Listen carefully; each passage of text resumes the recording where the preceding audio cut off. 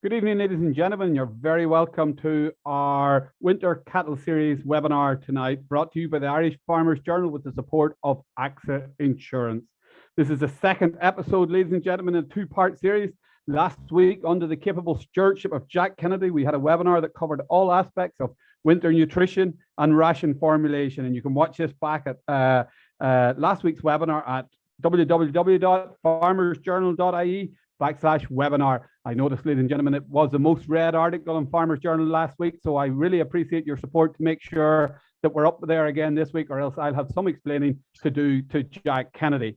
I'm delighted to be joined tonight by Adam Woods, our beef editor, Declan Myrne, our livestock specialist, and Donald Lynch, vet in Tullamore, and also our resident vet on our demonstration farm in Tullamore. We'd very much like your interaction, ladies and gentlemen, as we discuss all things dosing, vaccination, ventilation, and stocking rates and sheds. You can send us your questions by email to webinar@farmersjournal.ie or WhatsApp or text us on 086 836 6465. And it's great to see a lot of questions coming in already tonight. There's no doubt, ladies and gentlemen, as we look at the price of fertilizer, the price of feed, and the price of farm costs generally rising, it is going to be critical that we get maximum performance out of stock this winter. So having them in good health will obviously be an important part of achieving that, and we hope to help you in that endeavour throughout the course of the next hour. Before I go to our panel, ladies and gentlemen, I know Adam caught up with Declan Myrne down on our farm, our dairy and beef demonstration farm down in Tipperary. Let's see what they're getting up to down there at the minute.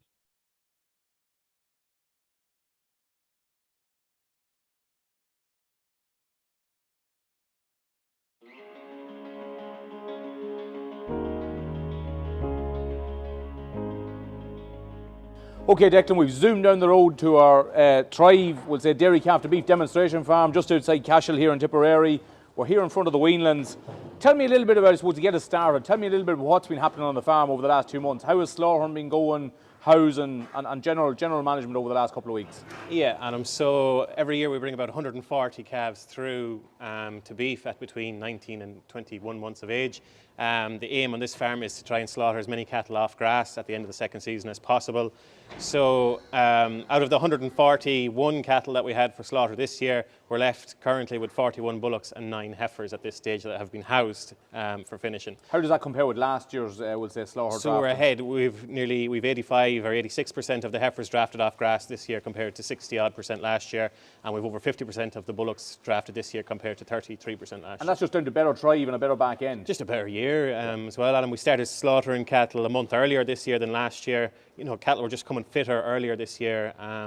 Really good Thrive early season. Although there wasn't a whole heap of grass there, we're going into really good covers all the way along, and cattle just seemed to do really well. And younger slaughter age, we were losing slightly out in Carcass Weight. We're about 9 kilos lighter on Carcass Weight. Where is Carcass Weight at the moment? So for the heifers, we're looking about 265, and for the bullocks, we're currently about 325, 330 kind of thing.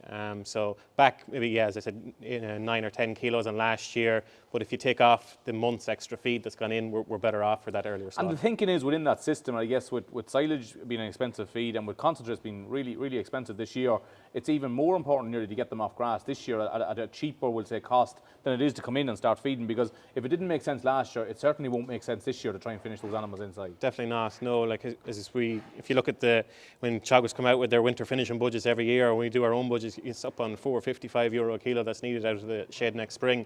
That's rarely there. You know, the prices in the back end of the year seem to be as good, if not better. So definitely, if we can remove that expensive feeding period, okay, we'll take a hit on our carcass weight, but when you do the economics of it, we're actually better off. It also means from a stocking rate point of view that we're not holding up sheds here all winter with finishing cattle. We can hold more yearling cattle, so the overall stocking rate of the farm can be pushed on that a little bit more. So you talked about the slaughter age cattle. You've some of those left. What has been happening with those over the last couple of weeks? So since they've gone in, they're on what we first cut silage, and they're on 5 kilos of a finishing ration. It's a 12% protein ration. So that's a barley, maize and soya hulls mix. So at grass, the bullocks are at 4 kilos. They've gone up to 5 kilos now, and they'll probably go up another kilo as well. There's a pick probably today to take out of them, small numbers.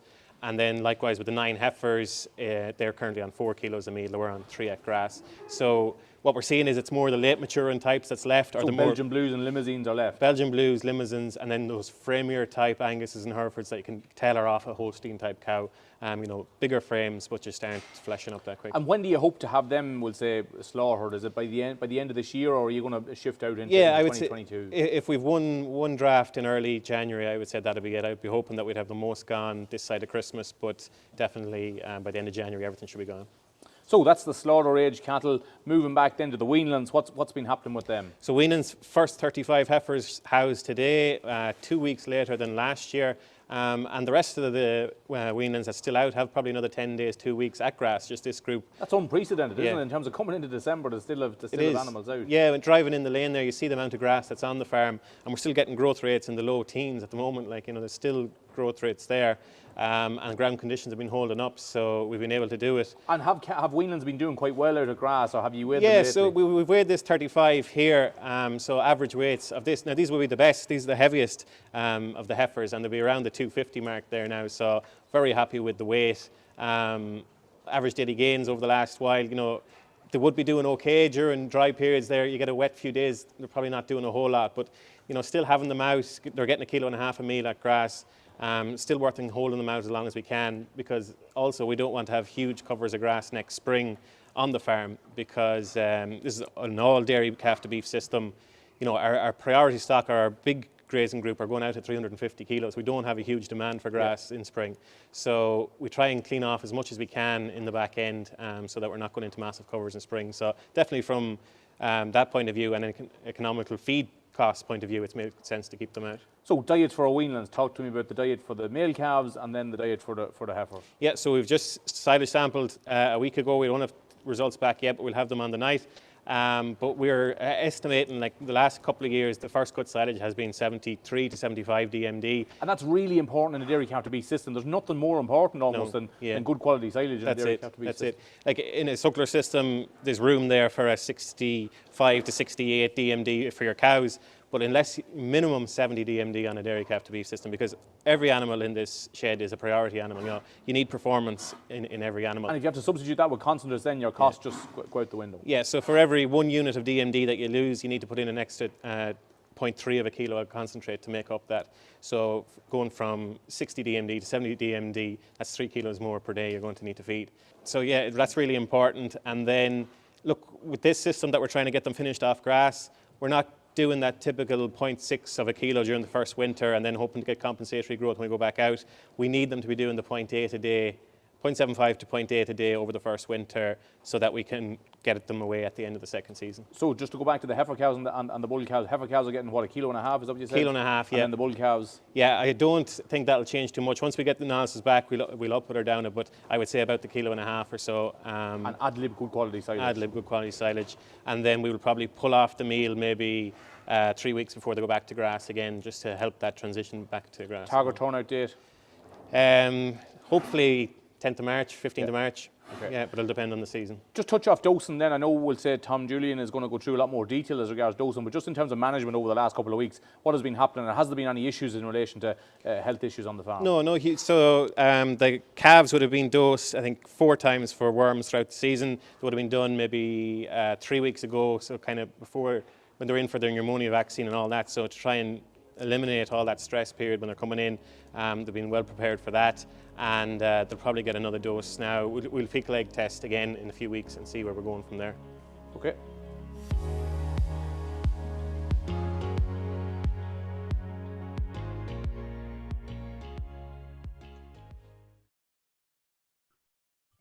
You mustn't be too busy down there, Declan. I see you have their tails clipped and their bums clipped and along the backs clipped. It's where you're taking them out to show them. What's all that about? A few good men down there, Justin, who makes the whole thing work. Those heifers, yeah, John actually brought them in the day before he housed them to clip them. That just shows you the level that John Halley's operating at. There's no corners cut. Those 35 heifers within that day. The last of the weanlings were actually housed yesterday. So up to the 1st of December. The thing that struck me, Declan, I've often said this to farmers, and you hold cattle out, and the day it starts emptying and bucketing down, you rush them into the shed, and they're coming into the shed wet, and they're steaming, and you can hardly see the cattle in the shed for the steam. You house those on a good dry day, their coats were dry, the sheds were dry, everything, so they're going in at how important is that? Or that's not by fluke, that's obviously by design. Yeah, really, really important. Just sure, it's easy to do that down in South Tipperary. It never rains down there. Not as like easy a up good Sligo man, Declan. Yeah. Yeah, but no, it's really important to get them in. As you say, wet animals going in and sweating, and just a recipe for disaster. So a bit of planning, and he maybe could have held them out a day or two more, but get them in on a dry day. It's worth a lot more than getting that extra couple of days of grass.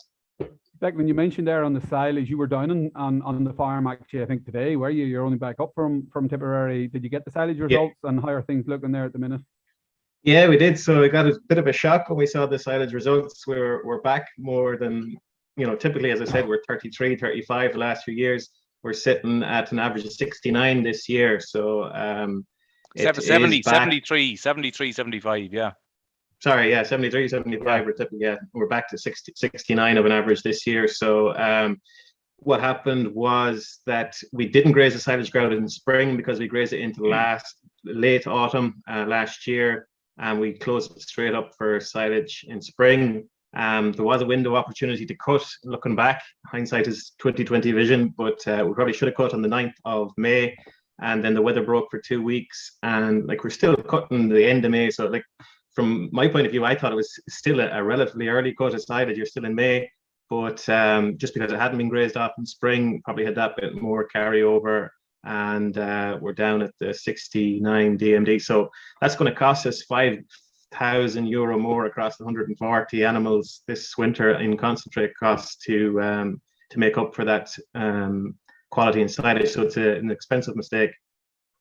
You're not giving me the news that I want to hear, Declan, unfortunately. But one thing we are passionate about in all these programs, guys, that we do is that if we make a mistake, we say it, because if it prevents you from making the same mistake, well, then that's what the farms are there to do. How are we going to make sure we don't make that mistake again, guys? Because €5,000 is a lot of money. It is, yeah. It's a difficult one because previous year we grazed the silage ground in spring, but because we're going out with such little demand in spring on a dairy calf beef farm, like our high intake stock are only 360, 70 kilos going out of the shed. So we don't have a huge demand in spring. So say last year we went out and grazed the silage ground, but we ended up baling some of the grazing ground before we even got to graze it, because it had gone too far ahead of the cattle. So it's a catch-22. I said there's nothing that wouldn't be sorted by 30 cows, cull cows running around there in spring, that we could use to mop up. Maybe, Declan, is it that we should be, I know this is slightly off the topic of health, but is it maybe we should be taking a few late maturing cows in that are going to go back out the grass as steers at 22 months, and actually do, for a dairy cow beef system to function like that, do you need the cows, do you need the cattle out of the shed, and maybe do you need a section of forward cattle that are going to go back out the grass?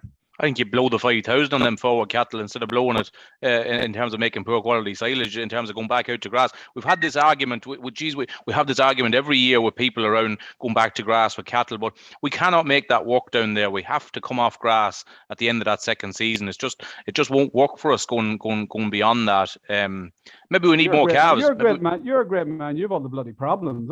What's the solution? No, I know. No, it just shows you as well. I was just thinking there, when we go to cut that light cut of silage in early May, maybe people will say, "Oh, geez, this is going to cost me a fortune because I'm not going to have bulk in the pit, and I'm going to have a lot of good silage, but I won't have a lot of it." Whereas we're just showing here now that that's 5,000. I didn't realize it was going to be as much, Declan, because that's massive in terms of the cost of that system. It's unbelievable. Yeah, it's an extra kilo a meal a day over 140 cattle over 110, 115 day winter. So that's what you're up to. Unfortunately, cost of meal this winter obviously is all adding into that. But I think what it shows as well is this system that we're running, the 19 to killing cattle off grass at the end of the second season. The system isn't a perfect fit for the grass growth curve that we have every year. Yeah, it actually would lend itself back into potentially sitting alongside an autumn calving system where you have cows and calves going back to grass. So, and that's something to factor in. But guys, I think it's one we will come back to, because it's fitting for a webinar in its own series, certainly with the way we see input costs going and fertilizer prices going in particular, how we manage that. Because I do think, Declan, even what you're talking about there, growth rates ticking away at the minute, you could have a bigger problem next year if you have plenty of grass growth over January and February. But sure, who knows what way that will come. Declan, getting back to the whole area of health, just a couple of questions in here from getting calves from basically from coming onto the farm to the housing, because a lot of people focus on animal health today. The animal goes into the house, but it's getting it ready for the housing period. What do you do down there to make sure you've them in tip-top shape for that high stress housing period? Yeah, I suppose preparation probably started back as far as August for housing. Like obviously our housing date has been delayed this year. We'd usually be housing kind of early November, but you know, it's great to have them out an extra few weeks. But we would have started, like they've been fecal egg tested all summer, and we were kind of dosing on that. On a couple of times we had to go in obviously with a lungworm dose, because you're just hearing that coughing when they were you know, being herded every day, or that you'd hear that husky cough and you knew it was time to get in there with a dose. But for stomach worms, we're going on fecal egg tests. Then maybe we'll cover the vaccinations later, but just to give a brief run through them, we would, before the male calves are castrated, which happened in August, we give everything an IBR vaccine. Then about mid-September, we go in and we're going with the 2-dose pneumonia vaccination. So they get that 2 doses a month apart. And that's kind of aimed to have that in about 3 weeks, 4 weeks prior to the housing date. So that's kind of rundown simply on the vaccination program preparation for housing. And obviously coming in clean in terms of not having a massive worm burden coming into the house, that's a massive one, just to reduce the stress as well. I think the coughing I'm doing here, that I could have done with the jag in October or August myself, so I could have on the autumn calves. And Adam, I'm jumping back a little bit. With an autumn calf system, if you could buy autumn calves, maybe 20 or 30 autumn calves now in June at 24-month-old steers. But my real question is, for anybody out there that does have access to those autumn calves at the minute, how should they be handling those calves? Yeah, I suppose, Justin, look at it. It's about knowing, I guess, where you're buying them. Like we had this question in the Tech Talks this week around a guy buying calves, and there were 200 last year. There were dairy beef calves, was the Aberdeen Angus and Herefords. There were 200 coming in this time last year. There are 300 this year, and he was wondering whether to buy or not. And look at that, that's a crystal ball job, I suppose, as regards where beef price is going to go, and maybe where calf price is going to go as well. There is a bit of value in that early calf, but whether there's €100 in them, I'm not too sure. But look at it's knowing where you're buying them. We found, and we don't deal with an awful huge amount of farms on that Thrive, we'll say demo farm, but we are seeing differences in calves that are coming in from different farms. You know, there's some calves just don't do that well, and whether we trace that back to colostrum or whether we trace that back to management as young calves, I don't know. But know where you buy them from, and look at treat them really, really well. You know, it takes a lot of detail. John Halley lives with those calves when they come in for the first couple of weeks, in terms of making sure they're all feeding, making sure there's no sickness, and spotting that calf almost before they get sick. So really, really important. And look at, sit down with your vet. I know Donald's on tonight and we'll probably talk about it later, but sitting down with the vet and talking about what we need to do for those young calves when they come in. Is there a vaccination program? Is there drafts? You know, all them little details all sort of help in that calf system. So, and yeah, you're right, maybe an autumn calf system, maybe that earlier calf would you'd have a stronger calf come back out again, so possibly it would. I'm not too sure whether, I suppose it complicates things in terms of rearing 2 batches of calves. John Halley on that farm likes to get in all his calves together and rear them over a short sort of brisk period, whereas if you're rearing 2 batches, look at it extends out the labour an awful lot. So okay. Yeah, so thanks, Adam. Guys, I'm going to move it on to our next video. And in this video, Declan, as you say, Adam, met up with Tom Julian, the vet down on the Halley's farm, to talk about what happens on the Thrive farm and what farmers should be looking out for over the next few months in terms of animal health. So, Declan, over to you.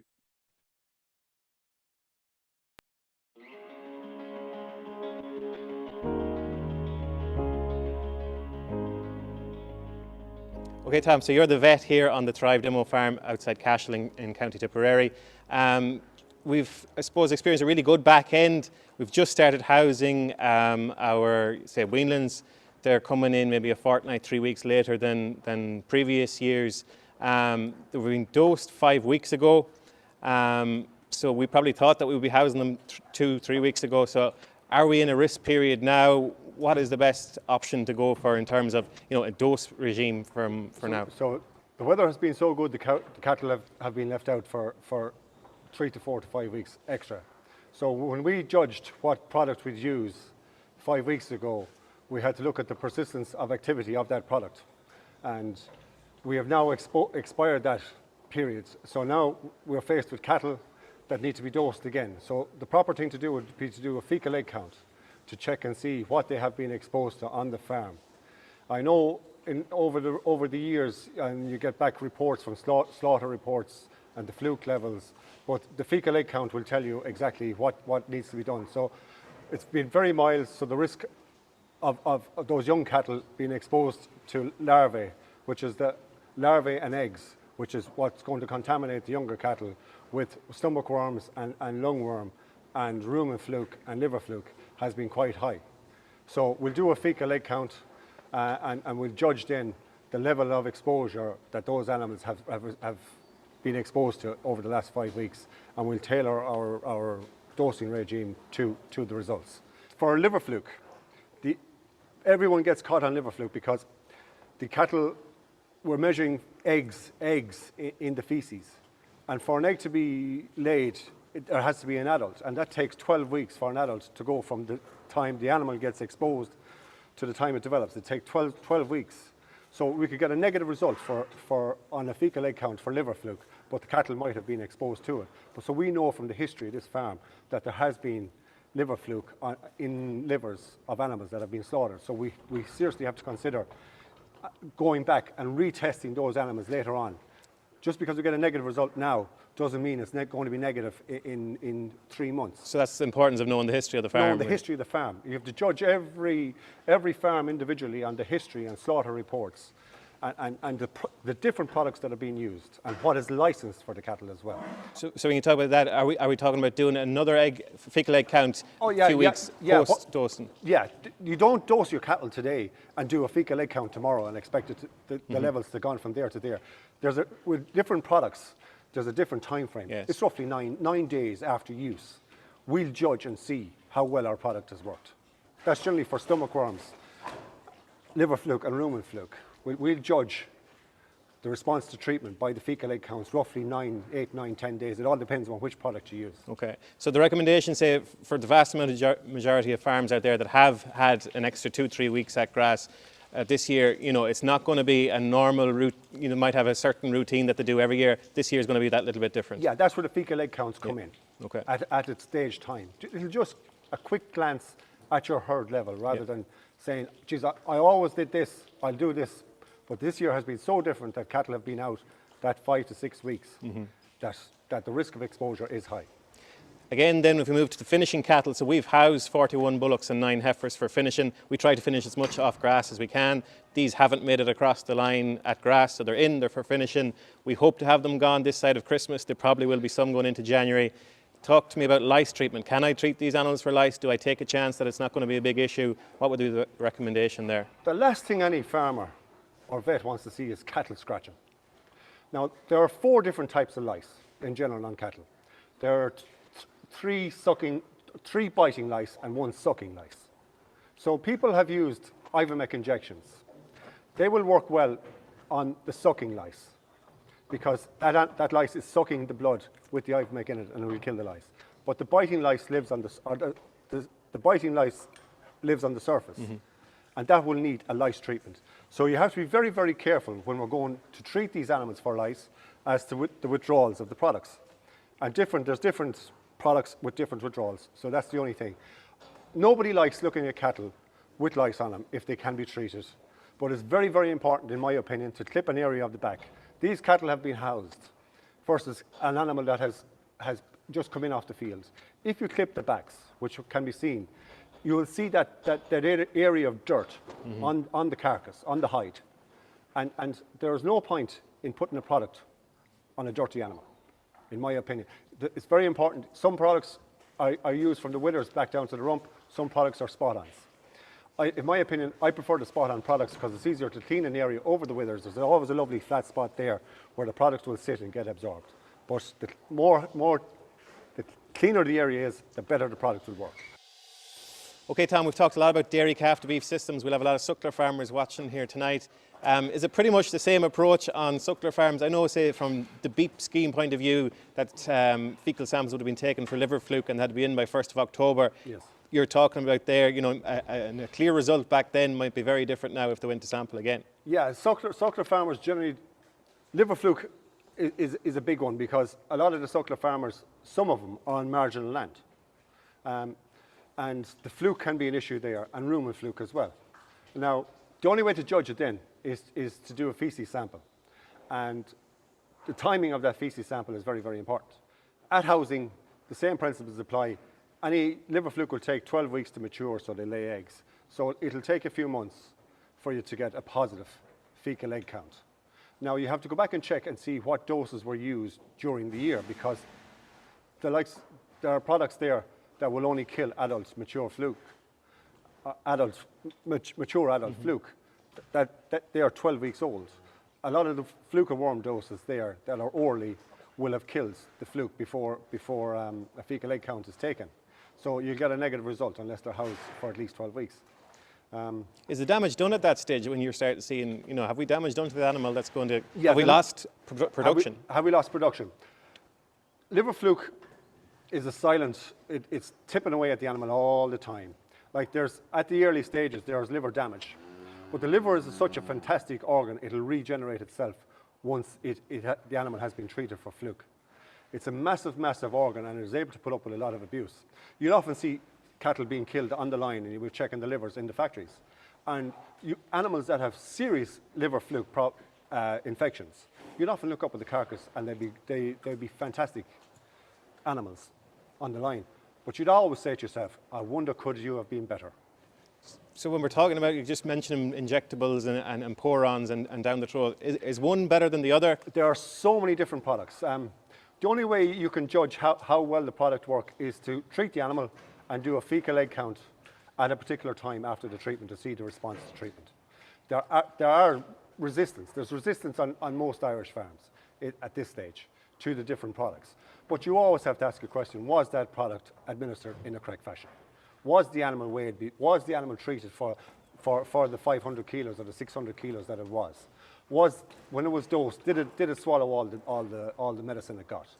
When it got injected, was the injection administered under the skin or into the muscle, whichever product is being used, in the correct fashion? Were the guns calibrated? I see a lot of farmers and stuff is not stored right. Stuff has gone out of date. Small little things like that. Yeah. There's so many things, but to get the product into the animal at the correct dosage rate, at the correct time, that's what needs to be done first. Resistance is a totally different thing after that. But if you can't get the product into the animal in a correct fashion, we're all in trouble, you know. To treat for worms, just for argument's sake, will I use a pour-on versus an injectable form? Pour-ons will work well. Injectable forms of dosing will work well.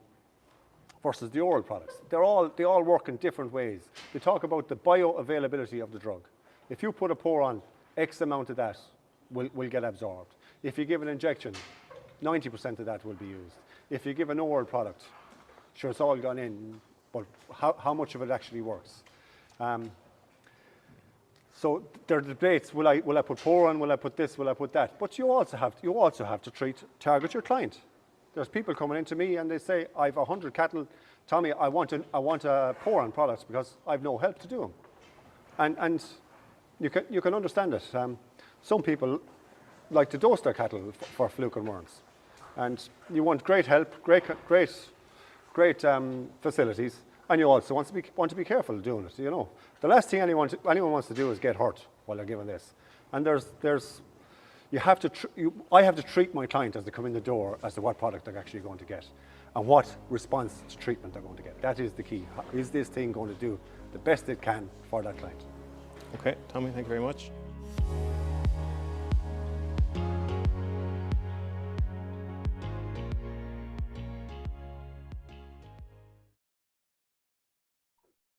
Okay, Declan, thanks for that. Donal, I'm just going to jump to you there just from this because I see a question and I noticed just listening to Tom and Declan talking about Fluke. This is from a farmer in Fermanagh. When I'll just read it out to make sure I get it right. When we house cattle in mid-October, most years. Those with an ivermectin and a trichlorobenzal after 2 weeks housed. This has been the routine for 20 years. Over the last 5 to 6 years, they have been dosed again with an oxyclosinide after another 2 weeks for stomach fluke. This year, with TB issues, I've killed a range of stock, and they have been reports from the factory which say fluke damage and liver damage in all the stock, and they've all been raised in the farm from birth. Should I change the fluke dose or just go earlier with the trichlorobenzal for early immatures? There's a lot to that question. Donal. Hey, Justin. I suppose all these questions are often difficult to answer. There's several things that could be affecting you there. I think probably the most likely answer to that question is when you treat your cows for liver fluke with a trichlorobenzal product, it kills all stages of fluke on paper. But the difficulty is, like Tommy referred there in the video, the liver is very good to regenerate, but that's not going to happen over, let's say, a period of 6 weeks. It's going to take longer than that. So you're still going to have liver fluke damage evident in the factory. And if you do go into the factory, you will see that a very high percentage of livers have liver fluke damage. Now, the question does raise a couple of other things that Tommy already referred to as well. Resistance. It's well known that we have a big problem with resistance to trichlorobenzal in Ireland. So it's traditionally been said that west of the Shannon, where we'd say that is the bigger problem with liver fluke in this country, that there would be an awful amount of resistance to trichlorobenzal. So in this man's case, it's possible that the trichlorobenzal he's using is having no effect at all, and that the benefit he's getting is out of oxyclosinide. But look, this is a difficult question to answer. Yeah. If he was keeping cattle, what I would suggest he would do in this case is he would do a fecal egg count looking for liver fluke eggs at turnout on the cows he's keeping. And if he's used trichlorobenzal and oxyclosinide, he should have no evidence of liver fluke when he's turning them out on the fecal egg counts. Will he still not know which product has worked? Hey, hold on. I'm asking the questions here. Just wait a minute. I'm not finished. Jesus. Well, just come back to me there. Come back to me in a second. Yeah, come back to you. Well, no, but Donald, my important question was, if Declan's talking there about he's housing cattle this week that maybe would have been housed 5 weeks ago normally. Fluke don't know if the animal's inside or outside whenever they start. Is there a problem there that fluke treatments are being pushed well back because cattle have been grazing longer into the autumn this year? And could that potentially be a problem? Like, could there be damage on the fluke? Is it a risk where housing has been pushed back 5 or 6 weeks? Because in a lot of cases, no, not really. And I'd say the reason why I'm saying not really is housing has been pushed back by several weeks because the weather has been a lot better and drier. Yeah. As a result, liver fluke thrive in wet conditions. So you probably find liver fluke isn't as big an issue this year as it has been other years. Okay, so I wouldn't say to later housing, but on the other hand, later housing has been a huge challenge to us with lungworms, and another parasite that maybe is only an issue in certain parts of the country is redwater as well. The later housing has created a lot of difficulties for us there. Come on. Okay, you're championing the bit there, Adam. Let go. I've actually forgotten the question there, and it was a really intelligent question. You were asking that, wasn't it? No, you're asking how would we know which is working with the yeah. So if you fecal sample after using both products, how will you know then which product maybe has worked? Well, you see, if I'm going to answer you that question as a farmer, and I'm going to say to you, Adam, well, the right way to do that then is we take the fecal egg counts a period of time after we give the trichlorobenzal and hold off on the oxyclosinide. Now, the difficulty with that is if the trichlorobenzal isn't working, well, then you're losing out on thrive. So for the greater good, I'd say, yes, you should leave out the oxyclosinide and answer the question about the trichlorobenzal. But that comes at a cost to you in lack of thrive.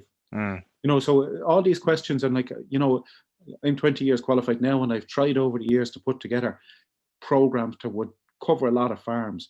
It's extremely difficult because, like Tommy said, every farm is different, every situation is different, and every day is different, or every month is different weather-wise. And like the plan Tommy put together on the farm down in Cashel, The plan he put together 5 weeks ago using a certain product that he thought was going to get them to housing didn't, because they ended up staying out.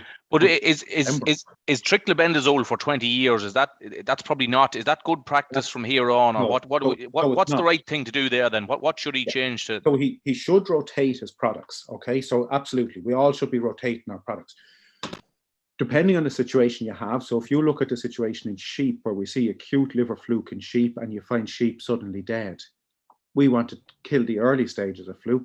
The only real product we have to go with there is trichlorobenzal. In cattle, we have the other options that we can go with products that kill the later stages of fluke and hold off, particularly maybe in suckler cows that are in good condition. We can hold off and not treat them until they're 12 weeks housed. At 12 weeks housed, and this is all a bit theoretical, all the liver fluke in the cattle have now matured and are over 12 weeks. We can use a product like nitroxinol, and that will kill all the adult stages very well. So now we let our cows out to grass in the springtime and they've no liver fluke in them. But then you say, if I did that right this year, or going back maybe, was it 2014, we had a really cold winter, all the liver fluke out on pasture should have been killed over that winter. If I did my cows in that manner when they were in the shed, I should have eradicated liver fluke on my farm. But unfortunately, a certain amount of liver fluke survive, and as a result, 2014 didn't eradicate all the liver fluke. Okay. I think Adam, even just looking at the questions here, there's a lot of interest in this topic. It's maybe something you should cover in the next couple of weeks in terms of absolutely in the paper. Declan, I hate describing it as a cost because I'm actually a passionate believer in vaccinations, and I think it's definitely something that should be looked at in terms of the VAT rate and vaccinations if we're serious about helping farmers address animal health issues. But that's another matter. But just to give listeners a sense of the cost of vaccination down on the Halley farm, how much are you investing? Maybe describe it as an investment in vaccinations down there. Yeah, Justin, like it is coming at a cost, but again, and even I was just talking to John Halley today about this, like we wouldn't change anything that we're already putting in because, calves have gone in there into the house and the next day they're as happy as the previous day. They're thriving on, so little problems. Like John, since he let out calves in spring, didn't have to bring in a calf to jag all season at grass. And just since housing now, he's at one heifer that's got some stomach or digestion problems, but again, nothing respiratory or anything like that. So a rundown of what we're doing is we're given, on arrival, we're given an intranasal, Risperdal intranasal, maybe the day after they arrive. Then they're getting obviously their Clostridial vaccination, 2 shots 1 month apart. Then they don't get anything until they're getting their IBR, as I said, around that time when the bull calves, just before the bull calves get castrated. And then they're getting a 2-shot dose of a Bovipass then 4 weeks apart then in preparation for housing. So like you are talking 22, 23, 24 euro a head there going in terms of vaccination costs. But if you work that out, it's costing us about 5 or 6 kilos of carcass in our vaccinations. But I think it's something that's well worth doing because, as you said, okay, if you have a sick animal, you see you're losing drive in that animal, but you could have other animals with a slight, just some underlying that's not going to be seen, but it's still probably putting off a small bit of drive. And again, in this system where we're trying to get animals out of the younger slaughter age, there just isn't any room for that lag time at all. Guys, I've a lot of questions backing up here, so I'm going to do maybe a quick fire round. So whoever wants to come in on these. I've one here from Martin in Roscommon. I got my beef fecal sample results back, and they were clear. I've been dosing every other year. Could I chance not dosing the cows this year? Who wants to take that one? I'll answer that again, referred to by Tommy. The problem with the fecal egg counts on the cows, they were really taken too early, and you're unlikely to have fecal eggs. So a positive is very significant. It tells you have a problem on the farm. A negative at this stage, or at the stage the beep scheme was being taken, is of no benefit really. So what, should he go back in again, Donald, now? Absolutely, I would say go back in again. And also do pay attention to what comes back from the factory if he is slaughtering animals. You reminded me of a very important point there, Donald. A lot of guys send cull cows, send animals that don't, maybe heifer that doesn't go in calve or something off to the fact. it's always very beneficial to get the slaughter detail, the slaughter data on that animal in terms of the health of the lungs, the health of the liver, isn't it? Absolutely. Now, I would say if you're only killing one cull cow and you have 40 cows, you have to put that a little bit carefully. But absolutely, you put the whole lot together. You put your dung samples together. You also put like if your dung samples are coming back negative and your factory report is saying that you're okay, but you have cows that are in bad condition and quite loose in their dung, well, you look at the clinical picture and you chat your vet and say, well, there has to be a reason for that. And if it's suckler cows and if you're in the right part of the country, well, liver fluke is very high up the list as a potential cause. One here from Ian and Cavan. I took some fecal samples from my sucklers and it came back with a mild infestation of rumen fluke. Cattle are fine or in good nick. Do I need to dose? Okay, again, I think that comes in very well with what we do on Tullamore Farm. So very common finding to say that cows are showing a low or moderate burden of rumen fluke. Do we dose? I would say yes, we do. We don't dose for the benefit of the cows. We dose with a product that's going to be effective against rumen fluke to decrease the level of pasture contamination next year, which is more likely to affect the calves that are going to be born in the springtime, which are going to be a lot more susceptible to rumen fluke than the cows themselves. So I would say absolutely yes, we do dose in this case. Donald, we're going to scoot up the Donegal now. This farmer is wanting to dose for fluke, worms, lice, vaccinate for pneumonia, clip and castrate on the same day. I wouldn't like to be a young bull calf on that farm. What do you think? Look, a lot of them would definitely go together. I had no issue with dosing, vaccinating, clipping, doing all in the one day. If you do add in castrating or dehorning on that, I would be a little bit more wary of that. You'd have to look at each situation, each farm, how many cattle you're talking about. And look, you said you wouldn't like to be a young bull on that day. Well, how about the lads who are doing the job as well? So, you know, you have to look and say, if he has help in the day, you have to look at each situation different. In an ideal world, I would not do anything that's going to cause an adverse stress to the animal on the same days you're vaccinating. And certainly, Donald, just to add to that, you wouldn't be advocating castrating or dehorning on the day you're housing? Absolutely. You wouldn't. You absolutely wouldn't castrate, dehorning, or advocate castrating and dehorning on the one day. But no, those jobs should be done when the weather is fine, when the cattle are going back out to a clean field and keeping them in the environment they're used to as much as possible. Donald, we'll keep with you. You're on a roll. We'll go over to John in Longford. I used a white fluke drench last year. Should I change every year or change between doses? Well, I suppose it depends on the type of cattle he's doing. I'm going to kind of presume if he's using a white fluke dose, he's probably talking about suckler cows. I would say he should try and change on a yearly basis. Suckler cows are unlikely to be dosed more than once a year, and even beef cattle are unlikely to be dosed for fluke more than once a year. So it'd be an annual rotation rather than changing between doses. Donald, asking for a friend here that has a few to do. Have you seen any way of putting in these drenches without being covered in it, breaking your back? What's the best advice out there? Absolutely. Hook dosers all the way. If you have the right type of hook dosers and put the cattle up into the crush, I certainly wouldn't advocate that you're catching their head out in a sculling gate. You're just doing them as they line up in the crush. You go down the crush and you'll find that if the crush holds 10 cattle, 6 of them have their heads up well. Go and do them, and by the time you've them 6 done, 3 of the other 4 probably have their heads up, and you might have difficulty with one. I'll shoot over to Tim in Sligo. Question on dosing ewes. Lambing in March, they will be out for another month. Should I dose now or wait until I house them?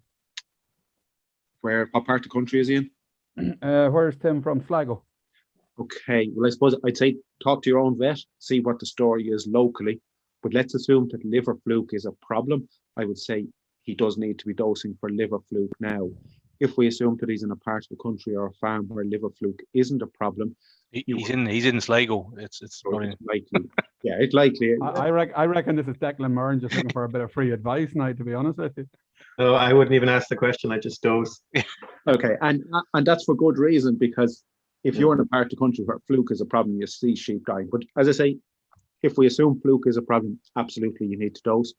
If you assume fluke isn't a problem, if you're looking at worms, if you're going to dose your ewes for worms, and bear in mind that you might not need to dose all your ewes for worms, so that'll be based on the history on the farm and fecal egg counts.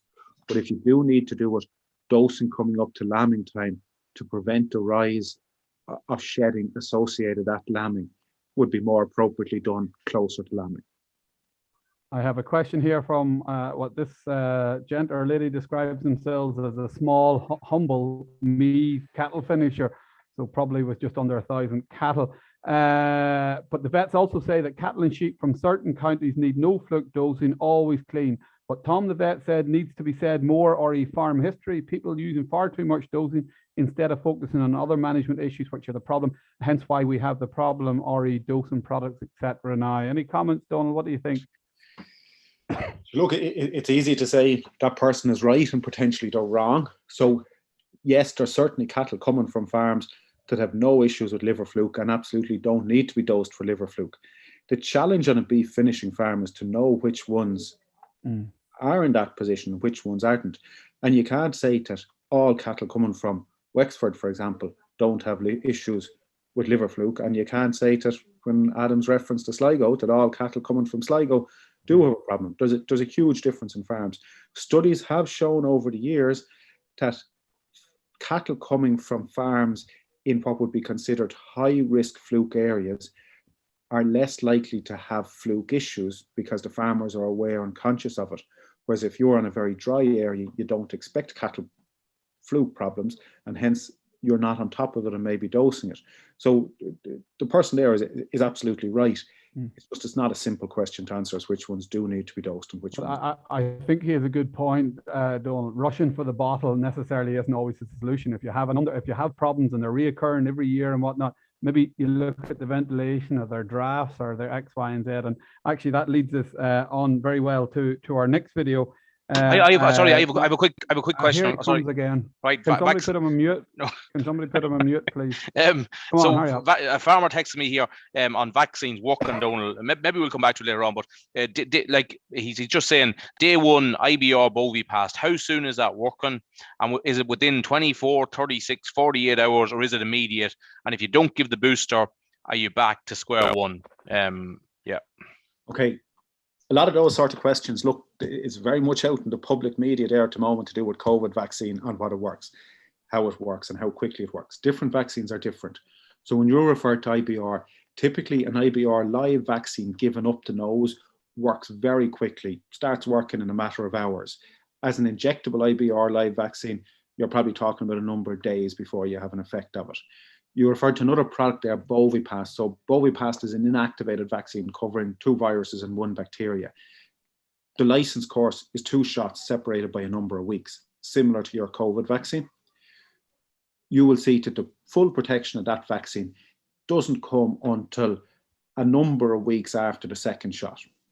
You know, maybe 2 to 4 weeks, depending on what way you interpret or what vaccines you use. But the day after you give it, you do have some effect. So if you're buying in Whelan's and you're doing them in the crush coming into the yard, you're still getting some kick from that straight away. Or your IBR, you're getting a very quick effect. And oftentimes we would associate that the quick effect you get from IBR is non-specific and not only giving us some protection against IBR, but giving us non-specific immunity as well. Now, the difficulty is though, if you buy cattle down in Cahersiveen and transport them to Trim and expect to take them out of the lorry, if you brought up 20 weanlings and you expect to take them out of the lorry at 1 o'clock in the morning and give them their vaccine there in the crush with the lights on after being weaned off cows, maybe down in Kerry, that's not realistic. You won't get a good response to that.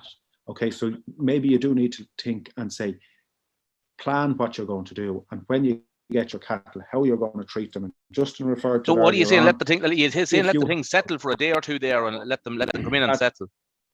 That's exactly what I would do. Now, but you have to look at each situation as different. If I was buying weanlings off a farmer in Kerry and I was picking them up and putting them into my own trailer, which was bedded with straw, and I was bringing 3 or 4 of them up the road, 40 miles, it would be a much different situation. And it depends on the resources and the help I have. Yeah, okay. But I think Justin did refer to, it's not all about injections and bottles and treatments. But I would say, if you do have a problem on a farm, as a vet, I want to be looking at those problems and see how we prevent them next year and what we can make as a plan going forward. You know, we have to learn from the mistakes we make, and everybody makes mistakes. We all make mistakes and do things hopefully only slightly wrong. We want to fix them for next year, make it better.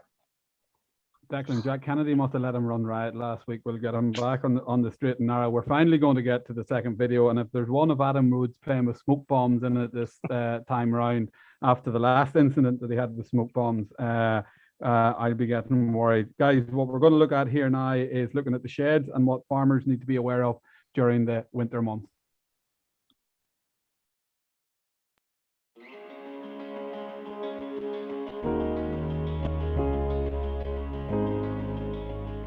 Okay, so we're here in one of the sheds on Tullamore Farm. We're just going to have a chat with Sean Dever about the important, different little aspects that you need to consider for the housing period. So Sean, we're in front of a bunch of bull weanlings here. Just tell us a bit about them. We have 29 bulls here in this pen behind us, and we've pulled out some of the lighter bulls and we've housed them separate. So that's just trying to keep your smaller bulls, shyer feeders or ones that might get bullied out of the feed face, give them a bit of preferential treatment. Yeah, the bulls in this pen are probably averaging around 370, 80 kilos. I suppose the bulls the other side are probably from 330 back. Yeah. They're lighter bulls, they might be a bit shy at the trough, so it just gives everything an even chance. And I suppose it gives a bit more space for the bigger lads as well. Yeah, so when we talk about lion space, so we have a 3-bay shed here. So we have 15 metres by 5 metres wide, which is 75 metres square metres of floor space. It's 29 animals in the pen, so when you divide one into the other, that's about 2.6 square metres per animal, which is just above what we need. So there's plenty of space in the pens. If you're working with dairy beef animals in their first winter, there'll be lighter animals, so you get away with maybe 1.8 to 2 metres. But once you get into bigger animals like your suckler animals or your finishing animals, you're probably going to be up at that 2.5 square metres. It's important to have that. After lion space, the next most important thing is feed space. So you might have a heap of lion space, but if you can't get every animal into feed, well then it's no good to you. So again, when you're talking about your suckler weanlings, we need about 30 centimetres per animal of feed space if you're feeding silage ad lib. But if we're feeding once a day meals, which you are here, we're going to need to increase that to 50 centimetres per animal. So in order to get that, you have to feed front and back in this shed. Yeah, and I suppose this shed is, it's a nice design, it's quite simple, and it was left open both sides, and that's something that's important to consider maybe in the construction of a shed, that maybe leave yourself that option. I can feed meal out the back and out on top of the silage here as well, and it gives lots of room, and it cuts out the need or the want for a diet feeder in the future as well, because there's lots of feed space in the yard. Yeah, it makes things simple, as you say. All right, Sean. After that, I suppose the next most important thing is water, and having fresh water, clean water available at all times to animals. Yeah, and get in there every day and walk through the pens, check the drinking troughs, make sure they haven't dirtied them. And another thing is, I suppose, when you're feeding a certain level of meal, you'll find that maybe the cattle might actually go to the trough and they'll rinse out their mouths, and you'll end up with meal in the bottom of the trough. And it's important to clean that out as well and not let the water go stagnant. That's a good point to make too, yeah. I suppose the silage that you're feeding here isn't overly dry, so water intakes on this current diet probably not huge, but as you increase meal to these guys, I suppose it's after Christmas when you start to push on the meal to the bulls, is it? Yeah, and they probably move to a shed then, and the shed they'll be moving to will probably, it has bigger drinking troughs with more water in them, so the flow that's required wouldn't be maybe just as high. And it's just important to make sure that the drinking troughs are filling up at an appropriate speed to keep water into them, because you don't want cattle getting unsettled or starting to fight over water, because that's really going to upset their thrive. Yeah, it's one thing that I think could probably improve a lot on farms as well, is just having a good enough flow of water. And I don't like these nose bowls where if you can hear the animals sucking in air when they're trying to get enough water.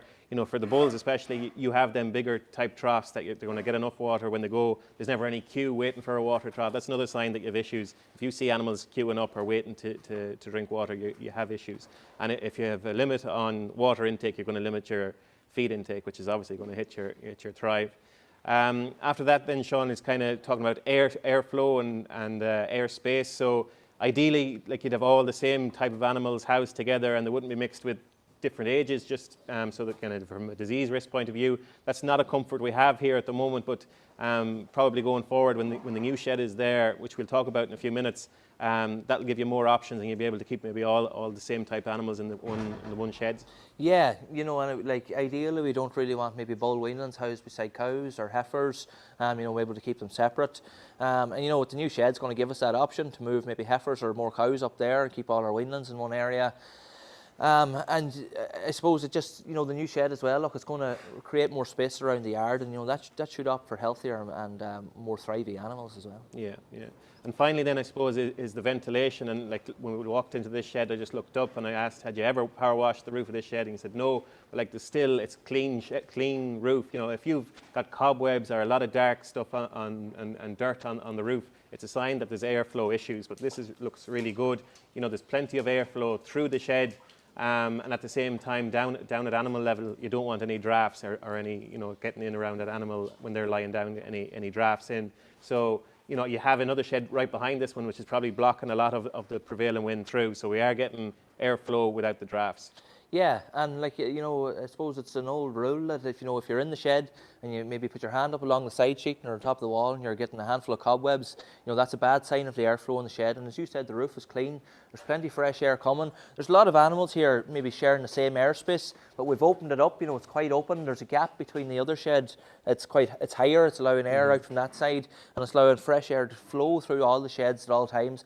And you know, the weather's quite mild at the minute, and if there's any doors that can be slid open in sheds, get them opened up, get air flowing. You know, it's important to have that air trying to go over the tops of the cattle rather than maybe drafts coming under doors, especially with young calves, you know, or could get sick from drafts rather than ventilation. And would you close doors then at night, say in the winter, and open them during the days, or how do you play that one? Yeah, you know, we will close the doors probably at night, but that's more maybe of a security sort of, you know, if an animal jumps a barrier or something, they'll be confined to the shed. But if you can at all and leave doors open, if you can secure stock by leaving doors open, I'd leave them open and let the air flow 24/7 if you can. Great stuff. Let's go and have a look at the new shed. So Sean, we're here at the new slatted tank. We've decided to put up a new shed on Tullamore Farm. Can you just tell me, you know, why we decided to invest in more winter housing, and you know how it's going to help, say, you housing stock and management of stock over winter? Yeah, we've been, I suppose, since the project started, we've been under pressure here from day one around housing, especially in the springtime of the year.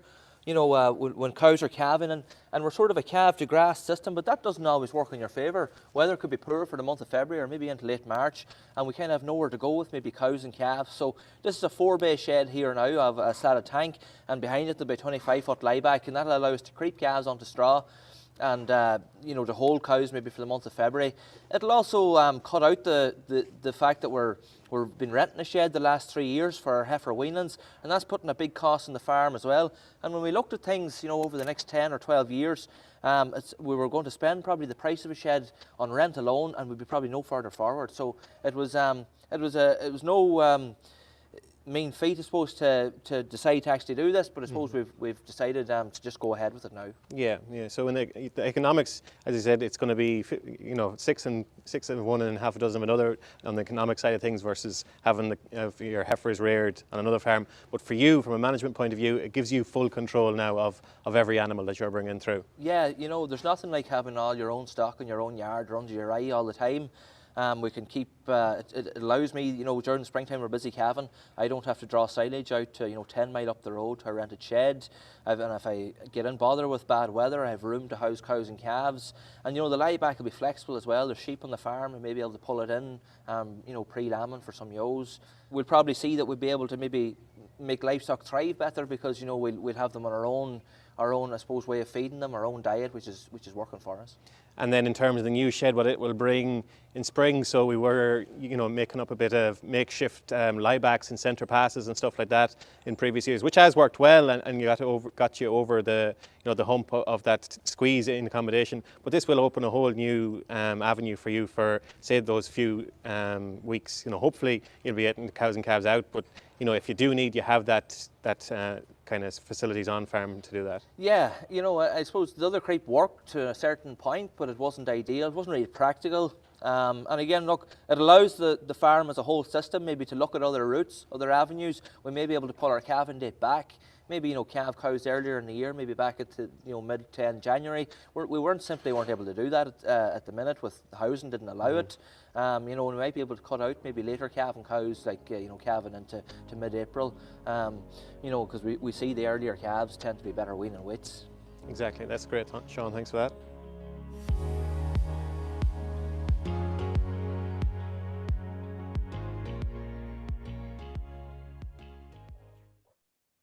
You've obviously learned your lesson with smoke bombs, Adam, thank God. Are you putting rubber mats in those flats? Yeah, we're looking at it at the moment because we might use that shed for bulls. I have this idea.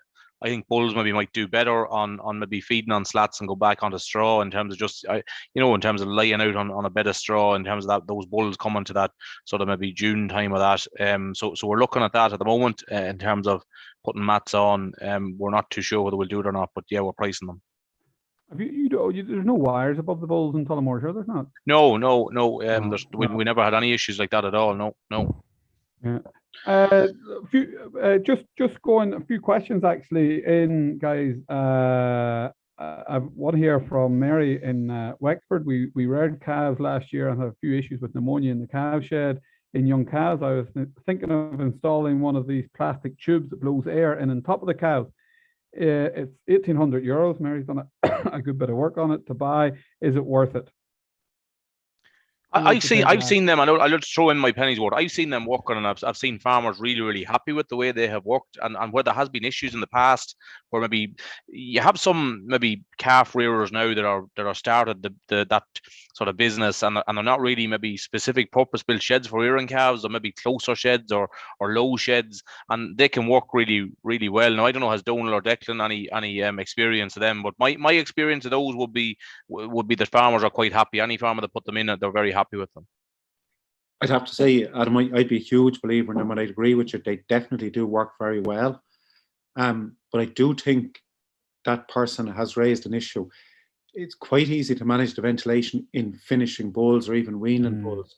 You just need more air, open up the shed more, take off sheets off the roof, and like that, then generally speaking, works quite well. Those bulls won't get cold.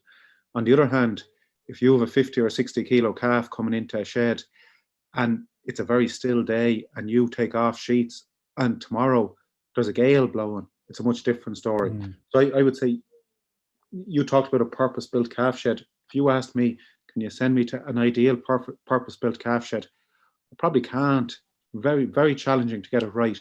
And I think those fans do work very well. And my opinion, having looked at it and looked on farms with problems, that €1,800 is very good value for money. You can control the environment quite well with it. I got calf housing there just when I was over in Bristol there in October at the Butylare group. They're rearing calves all year round over there, and calf housing facilities completely different. It's purpose built. No farm you go, or very few farms you go onto in this country have a purpose built calf housing. Very little tin at all. It's all plastic, or it's kind of double line plastic is on the walls. It's on this. It's on part of the roof. And the specialist there the day said, if you put tin on a roof, obviously it's going to be roasting hot in the middle of the summer, and it's going to be freezing cold in the middle of the winter. And it's all about having warm surfaces that are going to help keep heat in the animal's environment during the cold months. So I think 15 degrees is a normal or an ambient temperature for a calf house. And when we're rearing calves in spring, there's very few days that it's actually going to be hitting 15 degrees air temperature. I see some people putting up that sort of plywood at the back of a calf pen now to create that sort of a mini environment. Is that recommended? I see a lot of farmers doing that now in terms of, and it's really warm at the back of that. You'd imagine it's nearly too warm, but maybe for a young calf. Sure, Adam, I think that was maybe we lost that. If you go back 20 or 30 years, that was virtually on every dairy farmer in a calf shed. Whereas we have kind of lost that in recent years, and it is brilliant. It makes a huge difference. And like as Donald, just to explain that there, you come in like a bull again. What do you call it? Where do you put the sheet of plywood? Do you put it in the wall, or do you put it in the roof, or where are you going with your sheet of plywood? So it's like a little tent at the back of a creep area. So we built a lot of these open sheds, you know, these mono pitch or whatever, like, and with the wind's coming in one end maybe and it's going out the other end and it's pulling that wind straight through. And it's really good ventilation for older cattle, but maybe for young calves, and you put it like it could be up maybe 8 foot, maybe a 7 or 8 foot, Donal, and just create that sort of maybe about 10 foot at the back of a pen that's a little mini roof almost. Some guys put straw on top of that, and within that little area then at the back of the pen, it's a really warm little snug, like almost for calves.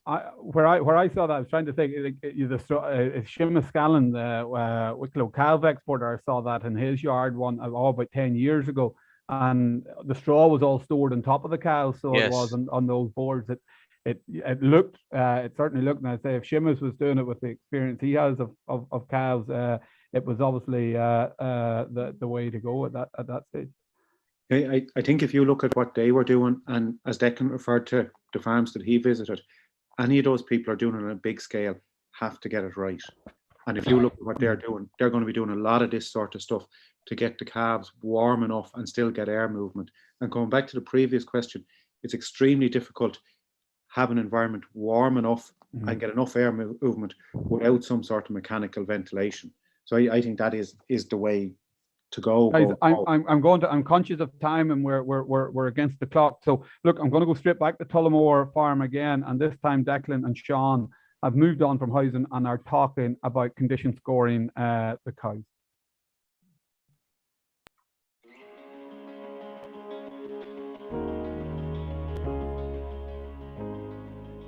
Okay, Sean, we're going to talk a little bit about the management of health items on Tullamore Farm, and I suppose one of the most important aspects of winter management is body condition scoring of the suckler cows here on the farm. On a lot of farms, we maybe forget about the cow until it's very close to calving, and at that stage we can't do an awful lot. If a cow is too fat or a cow is too thin, going in, we'll say 3 or 4 weeks before calving, we can really do a lot of harm in terms of altering the diet at that stage. So really it's October and November where we make those changes. You've done that here, so here behind me is a group of cows that you've taken out. Tell me a little bit about this group and how they come to be in this pen. This group here would be sort of cows that we're saying are under a body condition score of 3. They're sort of, maybe you tend to see it more in first calved cows, first calved heifers, and younger cows maybe. So we penned them all up together now, and we're going to give them access to the best quality silage that we have in the farm. So they're going to get that good 71% DMD first cut silage. And you know, as you were saying, it's a stitch in time approach. We need to get them up to score now, up to a body condition score of around 3 to 3.5 for calving, and we'll hopefully have that we'll have that addressed by Christmas time, and then we can rearrange the cows then and pen them up according to calving dates. So you're probably putting this pen behind me here around sort of that 2, maybe sort of 2 1/4. In terms of handling those cows, just show me whereabouts on that cow did you actually assess body condition score? So as the cow is coming up the run, you'll want to put your hand up in the tail head, feel for condition around the tail head, and up along the rib and along the top of the line. And if you can feel, I suppose, the bones or the ribs, if you can feel them quite easily, you know, you're talking a cow that's in a body condition score of 2, and then you'll score that up accordingly. And, you know, cows with good flesh, especially around the tail area, we're going to class them over a 3, so they don't need a dressing. And there will be cows that's heading towards maybe a 4, great cover on the rib and over the tail area, and they may need to be restricted a small bit. You're pretty confident that the 71 DMD silage, without any meal here, will bring these cows back up to the right condition at calving time? Yeah, the cows are, you know, they're weaned a while now. They're dried off. They're young cows. They should be well able to put up condition relatively easily. Like in previous years, you know, our good quality first cut silage has been enough to bring them up. What else will happen to cows, I suppose, as a group on the farm? Tell me about, I guess, dosing, tell me about clipping, and tell me about scour vaccine. We're a little bit away from that, but it is in the calendar to do. The cows, I suppose they were fecal sampled for beep, but we may sample them again just to see is there any issues there maybe with rumen fluke, and we'll address that around Christmas time. Fluke hasn't been an issue on Tullamore Farm up to this point. We would say we're quite lucky on the farm that we don't have fluke on the farm. We've quite a dry farm, and we've done all tests. We follow cows to factories, and we've done blood tests to test for liver fluke. We're showing no real signs of that, but we have had small bits of rumen fluke in the herd over the years, and you know, it's questionable how significant that is, that if it's not really affecting cow condition, we might just leave that alone. We'll clip the cows' tails now within the next week. We've about half the cows done already. We'll finish that job within the next week, and they'll get a scour vaccine pre-calving. The first of them will go in around the middle of December to the earliest calving cows, and we'll inject them according to their calving dates then. As regards worms and lice, is there anything going into cows here for worms and lice?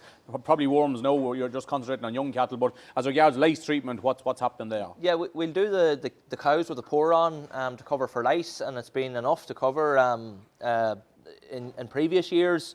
I suppose the weanlings, we're going to have to dose them for worms within the next 2 weeks, and around this time of year we generally hit them with a pour on dose which will cover for lice and worms, so we're kind of kill 2 birds with the 1 stone. And in terms of fluke and weanlings, you're not going in there with any dose into those weanlings for fluke either? No, we don't think, look, there's no real fluke issues in the cows, so therefore there shouldn't be in young weanlings. But again, it's something that we'll keep a close eye on. We're going to kill cows next week, and we'll follow those livers just to make sure. As regards vaccination in the weanlings, finally, what has been happening there? They would have been brought up to speed with their boosters against pneumonia and IBR pre-housing. They've got their 1 shot against pneumonia and PI3, and their second shot against IBR pre-housing, and we haven't had any issues. Okay, Sean, we're up here in a different pen of cows, probably a better conditioned pen of cows, and probably this is more typical of suckler cows around the country because we've had a really good back end, we've had really good grass all summer, and cows in general have come in really good condition, and these cows behind us are a good example of that. Really well fleshed, we look at them, good cover on the backs, good cover around the tail head. Tell me how you're managing these cows now coming up to calving. Yeah, so we're kind of saying these cows now are between 3.2 maybe to some on a body condition score of 4. They just really have to be monitored. I suppose pen up cows from 3 maybe to 3.2 or 5 and try and just maintain them from now into calving. Just keep moderate quality silage or feed in front of them all the time. So these are getting the second cut silage, which is 67 DMD, so this could just tick them over, we'll say, for the next couple of months. Yeah, this is, I suppose, moderate quality silage. It'll be enough just to keep suckler cows just ticking along over the winter. They won't gain or lose on it. Keep it pushed into them. And cows maybe that would be on a body condition score of 4, maybe if you're worried about them being overfat, you could restrict the silage or maybe introduce some more straw to the diet as well, just try and peel a bit of condition off them. Are you going to do that here, or will you monitor cows again maybe in the next month and see have you some very fat cows and you'll pull them out into a pen of their own? You haven't done that at this stage? No, I'll sort of leave them now and just keep them on this 67% DMD silage for now. If there is some cows maybe that I'm worried about or maybe over fat, maybe I'll be able to make up a pen later on and introduce some more straw. But again, we have to conscious the fact that if they're getting close to calving, that we can't start restricting them too much because that could cause issues around calving. Okay.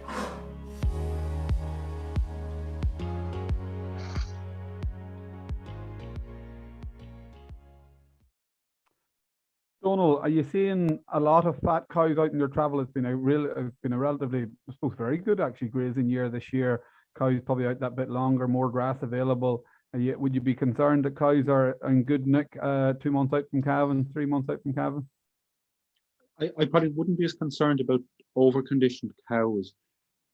Part of the reason is because of the good weather, weanlings have been left on cows longer. So, that'll be pulling out the cows a little bit, which is exactly what we want to do. We want to have the cow coming in the right condition as she's weaned a suitable time before calving to allow her to get back and put on the condition she needs to. I probably would be more concerned about under condition as we come up to calving is a much more typical thing we see in suckler cows. And I think maybe just following on from what the lads were saying a little bit, we always look and say we want to reduce feeding in the cows coming up to calving because we don't want the calves getting too big. The big challenge is when a calf is getting big inside in the cow, he's taking up an awful lot of space. Even if you have really good quality silage, she just physically can't fit enough into her belly. So it's important to keep that in mind, in particularly the last 2 to 3 weeks before calving, particularly in your bigger Charolais type suckler cows. Adam, I just want to, and I don't know you've seen it, Steve Barry Murphy, our colleague on Farmers Journal news desk, has just broke the story in relation to the European Parliament voting, I suppose, to effectively ban the movement of unweaned calves under 5 weeks of age.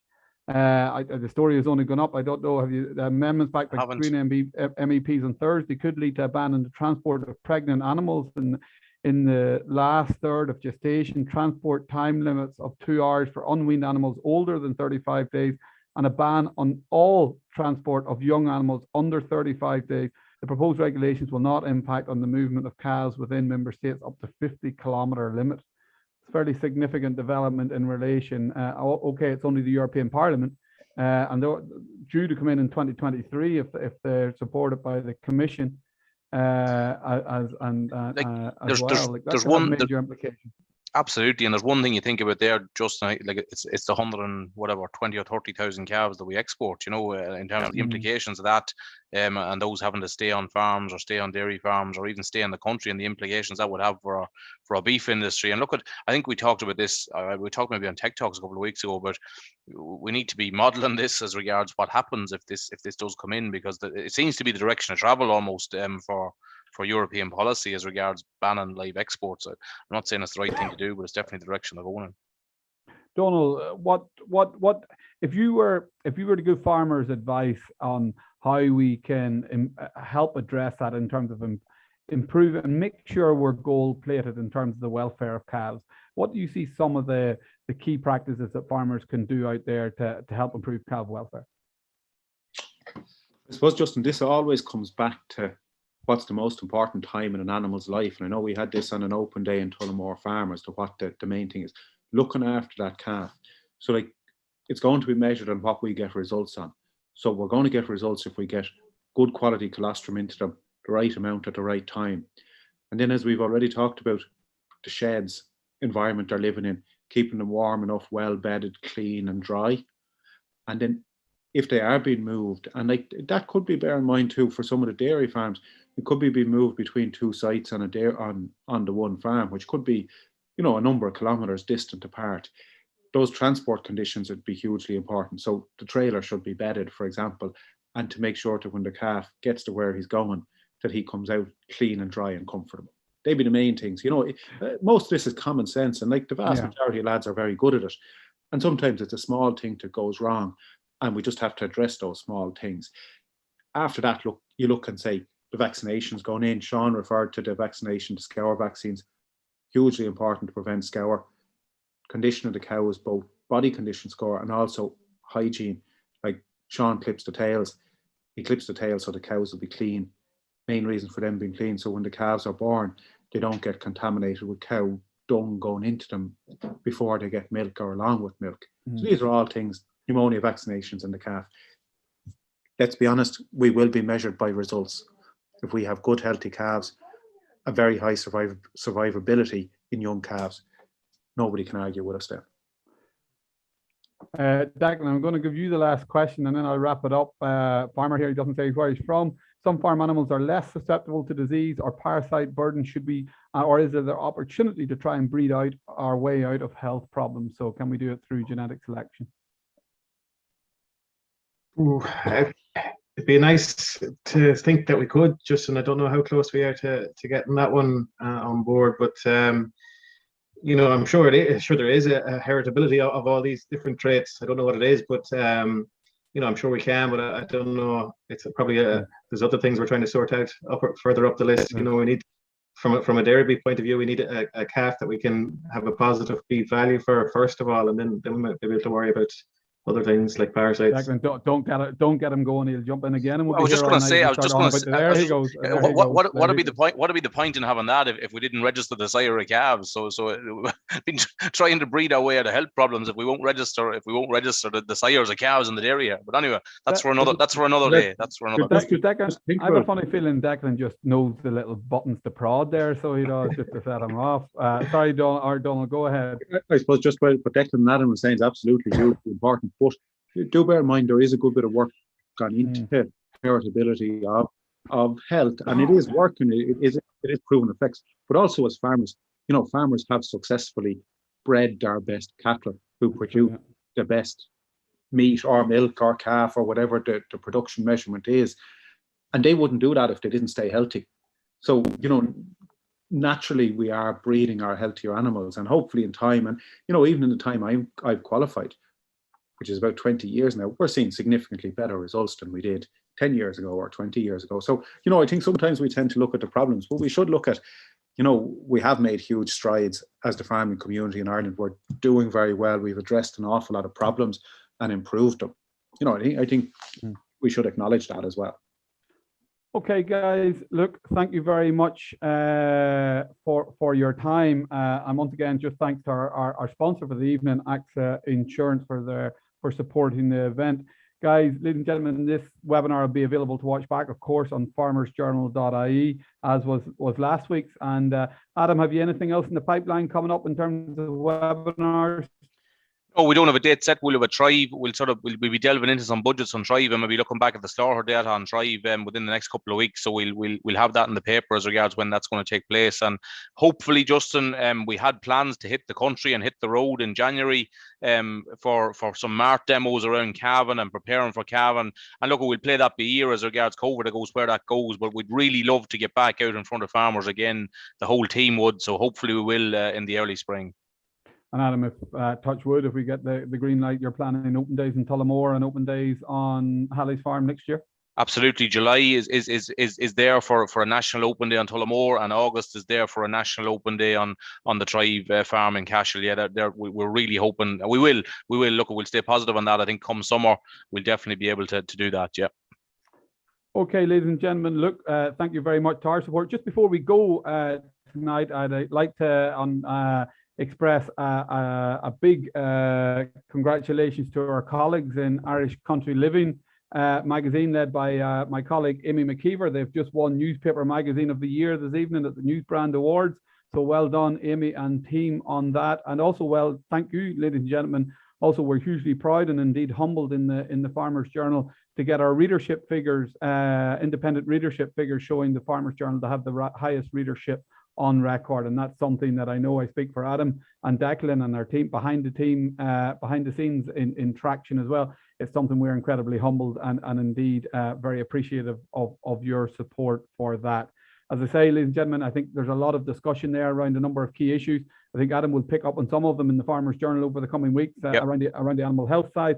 Donal, as ever, thank you very much. A huge appreciation to you, not just for your support here tonight, but for your ongoing support and engagement on Tullamore Farm. I think we really appreciate that relationship that we have with you and as our vet down in Tullamore. And I suppose also always very keen to promote the veterinary practitioner as somebody that doesn't arrive on the farm the day that there's a calf hanging out of a cow or there's a sick animal. It's a much more proactive and engaged approach on the veterinary side. And I think that's something that has yielded dividends to Sean down in the farm in Tullamore. So Donald, thank you very much for your time here this evening and your ongoing support in what we're doing down on the demonstration farm in Tullamore. Finally, ladies and gentlemen, thanks very much to you for your time this evening. Hope you find the webinar informative. Until next time, stay safe, stay farming.